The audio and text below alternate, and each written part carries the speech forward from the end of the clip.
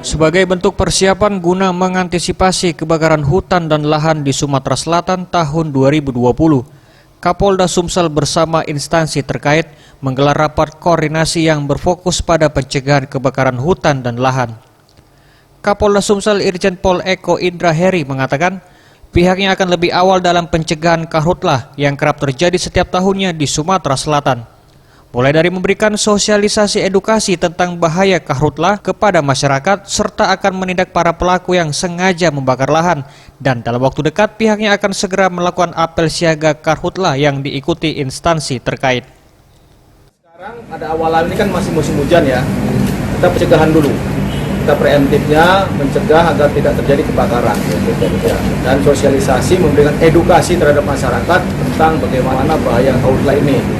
Tentu kalau ini sudah tidak berhasil atau mungkin masih ada, ya kita akan lakukan pemadaman sampai dengan penindakan.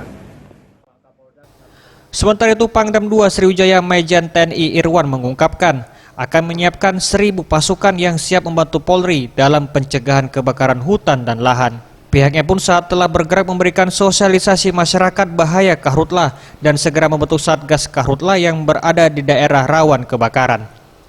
Seluruh jajaran Kodam 2 Sriwijaya, baik yang di Sumsel maupun di Jambi khususnya, Kodam 044 Gapo sudah siap pasukan untuk diperbantukan dalam rangka pencegahan maupun penanggulangan atau penanganan karhutlah di wilayah Sumatera Selatan.